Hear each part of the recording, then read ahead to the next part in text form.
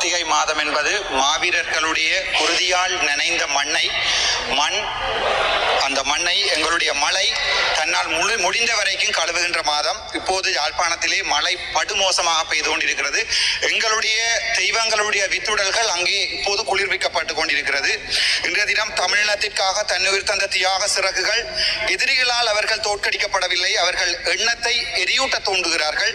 மாவீரர்கள் கல்லறையில் புதைக்கப்படவில்லை, எங்களின் கனவுகளில் விதைக்கப்படுகிறார்கள் என்ற உசாய் மணியினுடைய கவிதையோடு இந்த ஸ்பீச்சை ஆரம்பிக்கலாம் என்று நான் நினைக்கிறேன். எனக்கு மிகவும் கவலையான விடயம், நான் ஒரு தமிழனாக இருந்து கொண்டும் சிங்கள மக்களால் அதிகமாக இன்று வரை நேசிக்கப்படுகின்ற ஒரு தமிழனாக இந்த பாராளுமன்றத்தில் இருக்கிறேன் என்று நான் பெருமைப்படுகிறேன். என்றால் நான் மனதில் பட்டவற்றை நேரடியாக கதைப்பதற்கு இன்றைய தினம் எங்களுடைய 323 கண்டெய்னர் கள்ளர் என்று சொல்லப்படுகின்ற ஒருவர், உங்களுக்கு தெரியும் யாரென்று, இன்றைய தினம் வந்து சொல்லியிருக்கிறார்.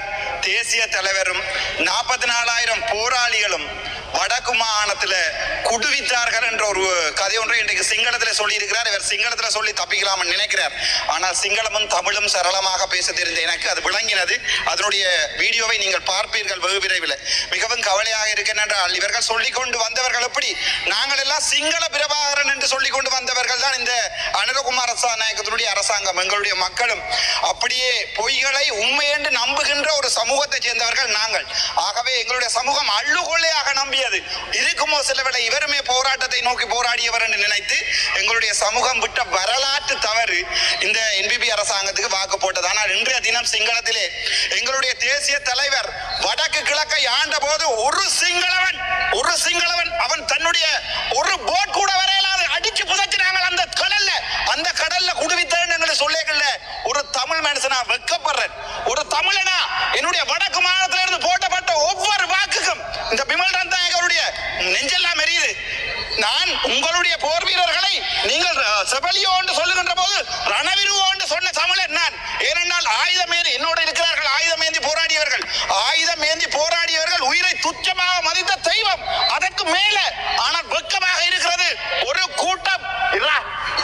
கூட்டம் வந்து சொல்லுமாக இருந்தால் என்னுடைய தேசிய தலைவரை போராட்டவாதி என்று சொல்லும் மாதிரி தான் கவலையா இருக்கு. நீங்களும் ஒரு போராடின சமூகம், உங்களுடைய ஆயுதம் தூக்கின 1000 பேர் இருக்கிறீர்கள். வெக்கமா இல்லையா? சோறாடா சாப்பிடுறீங்க என்று கேட்கிற அளவுக்கு எங்களுடைய தமிழ் மக்கள் உங்களை வடக்கு மாநிலத்தில் பார்த்துக் கொள்வார்கள். நீங்கள் கடைசியாக சுடப்போவது ராமநாதன் அர்ஜுனாவை. அது எனக்கு நன்றாகவே தெரியும். இன்றைக்கு கூட செக்யூரிட்டி ரிஸ்க் என்று சொல்லி அறிவித்திருக்கிறார்கள். எனக்கு அது பிரச்சனை இல்லை. ஆனால் மிகவும் கவலையா இருக்கு. நீங்கள் யாரை குரல் இல்லாத ஒரு இனத்தை, ஒரு தமிழ் பேசுகின்ற குரல் இல்லாத இனத்தை நீங்கள் அடக்குகிறீர்கள் என்று நினைக்கும் போது மிக வெக்கமாக இருக்கிறது. நாங்கள் இனவாதம் இல்லை என்று இந்த வரைக்கும் இதில் இருக்கிற எதிர்கட்சியில் இருக்கிற பாராளுமன்ற உறுப்பினர் தமிழனா இருந்தாலும் சரி, முஸ்லீமா இருந்தாலும், நீங்கள் பால் குடித்து வளர்ந்த குழந்தையா இருந்தால், நாய்ப்பால் குடிக்காமல் உங்களுடைய அம்மாவினுடைய பாலை குடித்து வளர்ந்தவனாக இருந்தால், புத்தளத்திலே மக்கள் தினமும் அழுகிறார்கள், திருவோணமையிலே மக்கள் அழுகிறார்கள். நான் யாழ்ப்பாணத்தில் இருந்து வந்தவன், நான் யாழ்ப்பாணத்தை பற்றி தான் கதைக்கணும். என்றோ ஒரு நாள் நான் சகல இனத்தை பற்றி கதைப்பேன். இன்றும் என்னால் சிங்கள மண்ணில் போய் வாழ முடியும். ஆனால் உங்கள் ஒருவனால் வந்து வடக்கு மாநிலத்தில் வாழ முடியும் இயலாது. ஏனென்றால் நீங்கள் முழு இனவாதிகள். வெட்கப்படுகிற என்னுடைய தேசிய தலைவர் நீங்கள் ஒரு குடு வியாபாரி என்று சொன்னதுக்கு எந்த முகத்தோட யாழ்ப்பாணம் வருவீர்கள்? இதுல இருக்கிற ஓடினம் தீவிர அமைதி கடல் அமைச்சர் எழும்பி ஓடுறார், பிமல் நாயக் எழும்பி ஓடுறார். வெட்கமா இல்லையா? நீங்க எல்லாம் ஒரு ஆயுதம் ஏந்தி போராடிய இது வந்து யாருக்கு அவமானம் என்றா, ரோகண விஜய் வீரன் என்ற ஒரு பெரும் தலைவருக்குரிய அவமானம் இது. அவர் கொண்டே இந்த கனத்த மயானத்தில் எரிக்கப்படும் போது உங்களை மாதிரி எல்லாம் வந்து காருக்கும் பஸ்ஸுக்கும் ஓடித்திருவாங்க நினைச்சிருந்தா அந்த மனுஷன் போய் எங்கேயாவது வெளிநாட்டில் வாழ்ந்திருக்கும். உங்களை மாதிரியான மனுஷர்கள் வந்து இந்த பாராளுமன்றத்தில் ரோகண விஜய் வீரனுடைய பேரை கெடுப்பீர்கள் தெரிஞ்சிருந்தா அந்த மனுஷன் பிள்ளை குட்டியோட போய் வேற எங்கேயாவது வாழ்ந்திருக்கும். அப்படிப்பட்ட கேவலமான வெக்கமா இல்லையா உங்களுக்கு? ஒரு கணம் யோசிச்சு பாருங்க. ஒரு இனத்தை காத்த தமிழன், ஒரு இனத்தை காக்க போராடிய தேசிய தலைவர் வேலுப்பிள்ளை பிரபாகர் இந்த வரைக்கும் ஒரே ஒரு தமிழன் நாடுகிறேன் என்று சொல்லிக் கொள்கிறேன். எனக்கு என்னுடைய தலைவன் கடவுள். நீங்கள் என்ன சுட்டாலும் கொன்றாலும் புதைத்தாலும் என் சாம்பல் எழும்பி சொல்லும் என்னுடைய தேசிய தலைவர். வெக்கமா இல்லையாடா உங்களுக்கு? எங்களுடைய வாக்குகளான பாராளுமன்றம் வந்து நீங்கள் வடக்கு மாடு என்னுடைய தலைவரை குடுவித்தவன் என்று சொல்ல உங்களுக்கு மனம் வருது. கொஞ்சம் யோசிச்சு பாருங்க.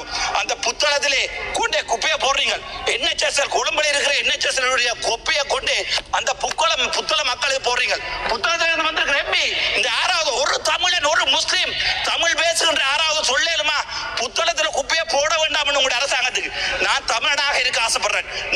நான் தமிழ் பேசுகின்ற முஸ்லீம் இனத்தை என்னுடைய எங்களுடைய தேசிய தலைவர் என்று ஒரு நாள் பாதுகாப்பாக வடக்கு மாநிலத்திலிருந்து வெளியேற்றி இருந்தால் அது நீங்கள் பிழை என்று நினைத்தால் அதற்காக மன்னிப்பு கேட்கறதுக்கு நான் தயாராக இருக்கிறேன். உங்களுக்கு விருப்பமாக இருந்தால் என்னை கொள்ளுங்கள். நான் அதை சிங்களத்திலே சொல்கிறேன், அவசரப்பட வேண்டாம். அதை விட திருவோணமலையில இருந்து வந்த பாராளுமன்ற உறுப்பினர்கள் யாரா இருக்கிறீங்களா? காணையில் ஒருத்தரை யாரா இருக்கிறீங்களா? கேட்போம். எங்க உங்களுடைய அருள் ஏமாச்சந்திர அடே, எங்களுடைய இனம் பாவம். நாங்கள் என்ன பாவம் செய்த நாங்கள் உங்களுக்கு? நாங்கள் ஆயுதம் எடுத்து போராடியது நீங்கள் எங்களை அடி கேட்க. நாங்கள் ஆயுதம் எடுத்து போராடியது, நாங்கள் ஆயுதம் எடுத்து எங்களுடைய தமிழீழம் என்ற நாட்டை 30 வருடமாக கட்டியது நீங்கள் எங்களை கம்பஸுக்கு போடா பண்ணிக்கல. டிஸ்ட்ரிக்ட் கோட்டான் ரவுண்டை நீங்கள் இல்லாம பண்ணி, நீங்கள் பெரிட்டன் ரவுண்டை இல்லாம பண்ணி டிஸ்ட்ரிக்ட் கோட்டா கொண்டு வந்த போது 1970 எனக்கு வரலாறு தெரியாது. வரலாறு தெரிந்தவர்களுடைய பிள்ளைகள் பக்கத்தில் இருக்கிறார்கள். இன்று வெட்கமே இல்லாமல் கஜேந்திரகுமார் பொன்னம்பலத்தினுடைய பேரை உச்சரித்து எங்களுடைய பிமல் ரத்நாயக சொல்றார், வடக்கு மாநிலத்தில் இருக்கிறவன் முழுக்க இனவாதி என்று. நாங்கள் இனவாதி இல்ல. நீங்க கட்டினது கோயில் என்னுடைய, நான் நாள் எங்களுடைய கஜேந்திரகுமார் பொன்னம்பலத்தோடு கூட சண்டை பிடிச்சேன். நான் இந்த வரைக்கும் சண்டை பிடிக்கிறேன். உங்களுடைய கோயிலை கட்டினது முழு தவறு என்றால் அது என்னுடைய உறவுகள் இருக்கிற ஒரு காணியில. ஆனால் நான் சொல்றேன், என்ன இனவாதம் போட்டு கஜேந்திரகுமார் நிப்பாட்டுவோம். ஆனால் இப்போது நினைக்கும் போது சரி என்று படுகிறது அவர்கள் செய்கிற வேலை. என்றால் அவர்கள் 20-30 வருஷம் அரசியல் இருந்தவர்கள். அவர்களுக்கு நன்றாக தெரியும் இந்த பேரினவாத அரசாங்கம் என்ன செஞ்சாலும் மாறாதண்டு. ஆனால் அரசியலுக்கு வருகின்ற போது நான் என்ன யோசிக்கிறேன், ஓகே இதோ நிப்பாட்டுவோம், இதுக்கு மேல வேண்டாம், சிங்களத்திலே கலப்பம் தமிழ்ல கலப்பம், இதை நிப்பாட்டு. வெக்கமா இருக்கு. நீங்களா சோறாடா சாப்பிடுறீங்க, வலக்கையாலையா சாப்பிடுறீங்க உங்களை கேட்கிறேன். தயவு செய்து இடக்கையால சாப்பிடுங்களா இருந்து. வெக்கமா இருக்கு. சரி பரவாயில்ல, அதுக்கு பிறகு பார்ப்போம். இந்த ஈஸ்டர் அட்டாக் அநியாயமான முஸ்லீம் சமூகம், அந்த சமூகம் என்ன செஞ்சது? அதுக்கண்டு ஒரு தனிய ஒரு கலாச்சாரம் இருக்கிறது பிள்ளையா?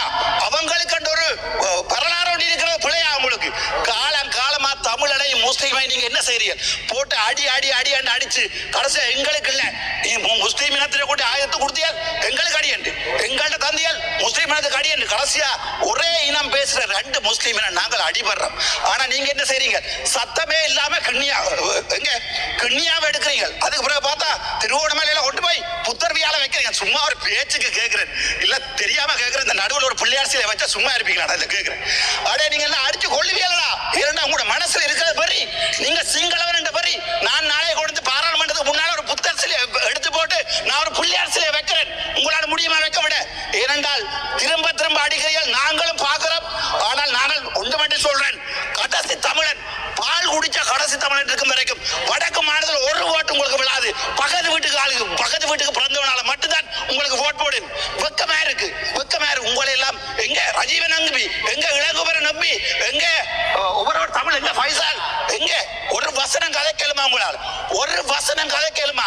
நான் தமிழ் பால் குடிச்சு வந்தவன், ஆனால் முஸ்லீம் எனக்கு என்னுடைய ரத்தம். நீங்க என்ன சொன்னாலும் நான் ஒவ்வொரு முஸ்லீமுக்கு அணியும் அடிபடுவேன். என்றால் என்னுடைய தேசிய தலைவர் எங்காவது ஒரு நாள் நினைத்து விட்ட பிள்ளையோ நினைக்காமல் விட்ட பிள்ளையோ அந்த பிள்ளையை திருத்துறதுக்கு எனக்கு கட்சி இருக்கு. இவ்வளத்தையும் சிங்களத்திலே நான் சொல்ல ஆசைப்படுறேன்.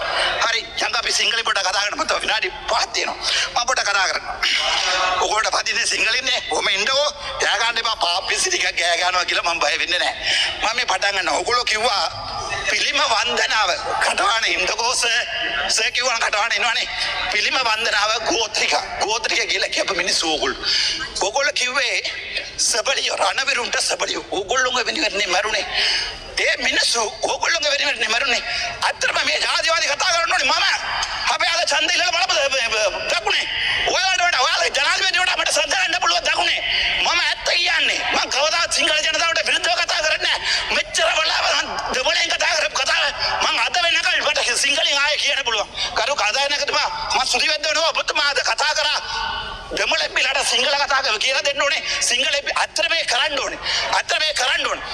මේ පුත්කලයන්ට අපි කියන දේවල් තේරෙන්නේ නැහැ. අපි මේ යවලා රණ්ඩු වෙන්න නැහැ අවිල්ල තියෙන. අපි පපේ තියෙන කැක්කුම අද එක දවසක් මං ගිහලා සභාවට කතා කාමරේ ඇඩුවා. සභාවේ කරනවා දන්නවා. ඒ දුක ඔය දෙමළ එම්පි කෙනෙකුට ඕගොල්ලෝ කරන වැඩ මං IPO වෙනකන් ගියා. IPO කියලා කම්ප්ලේන්ට් එකක් දැම්මා. කතා නැකද වර්තමාන හැබැයි මං දවසකට මේක විත්ඩ්‍රෝ කරනවා. ඒ තරම් ඕගොල්ලෝ දෙමළ මිනිහාව කොච්චර මේ පල්ලයට ගේනවද? දැන් තිරකුණාමල ගන්නකො අපි දෙමළ මිනිස්සු කිව්වද කියලා පුලි පිටි අයින් කරන්න කියලා. අපි කිව්වද ඒක දාන්න කියලා. Honorable member, you have another 2 minutes. Thank you sir. දාන්න තොබලා ඊට පස්සේ ඒක අයින් කරන්න තොබලා ඊට පස්සේ අනිත් උදේ කියලා දාන්න තොබලා අපි අපේ ඔළුවට වැටෙනවා. අපි කිව්වද ඔයගොල්ලෝ දාන්න කියලා. අපි කිව්වද ඔයගොල්ලෝ පිළිපදිපදියට කියලා.